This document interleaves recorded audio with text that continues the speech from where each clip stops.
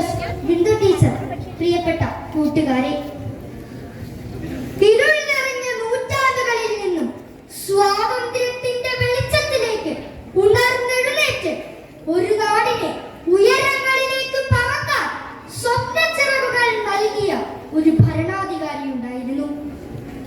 ജനാധിപത്യം, സോഷ്യലിസം, മതേതരത്വം, യുക്തിചിന്ത, ശാസ്ത്രബോധം, സ്വതന്ത്ര വിദേശ നയം എന്നീ തത്വങ്ങൾ കൊണ്ട് ആധുനിക ഇന്ത്യക്ക് അടിത്തറ പാകിയ രാഷ്ട്രശില്പി, ഇന്ത്യയുടെ പ്രഥമ പ്രധാനമന്ത്രി പണ്ഡിറ്റ് ജവഹർലാൽ നെഹ്റു.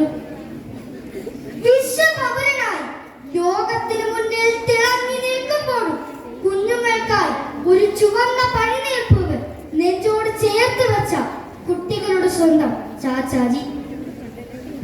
ഇന്ത്യ എന്ന വലിയ പൂന്തോട്ടത്തിൽ ചുവന്ന രത്നങ്ങൾ പോലെ തിളങ്ങുന്ന പനിനീർ പൂക്കളായിട്ടാണ് ചാച്ചാജി കുഞ്ഞുങ്ങളെ കണ്ടിരുന്നത്. കുട്ടികളുടെ അവകാശങ്ങളെയും ഉത്തരവാദിത്തങ്ങളെയും കുറിച്ച് ബോധവാന്മാരാക്കുന്നതാണ് ഓരോ ശിശുദിനവും. എന്നാൽ കുട്ടികൾക്കുള്ള പ്രാധാന്യം ഈ ഒരു ദിവസത്തിൽ മാത്രമായി ഒതുങ്ങിപ്പോകുന്നുണ്ടോ? ചിന്തിക്കേണ്ടിയിരിക്കുന്നു. അബിഗേൽ എന്ന കൂട്ടുകാരി ഓർമ്മയില്ലേ? കഴിഞ്ഞ വർഷം ഇതേ മാസം മുതിർന്നവർ തമ്മിലുള്ള വൈരാഗ്യത്തിന്റെ പേരിൽ തട്ടിക്കൊണ്ടുപോവുകയും മാനസിക പീഡനങ്ങൾ ഏൽക്കേണ്ടി വരികയും ചെയ്ത കുഞ്ഞനുജത്തി.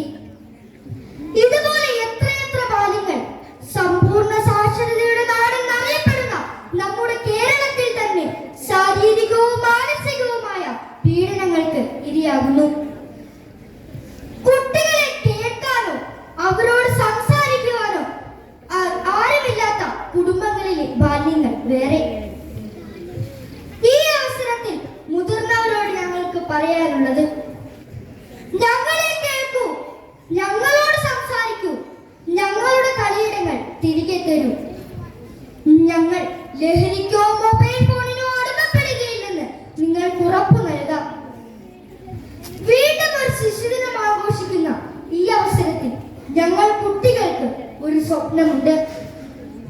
നമ്മുടെ രാജ്യത്തിന്റെ ഐക്യവും അഖണ്ഡതയും കാത്തു സൂക്ഷിക്കുവാൻ സാഹോദര്യത്തോടെ കൈകോർക്കണമെന്ന സ്വപ്നമാണത്.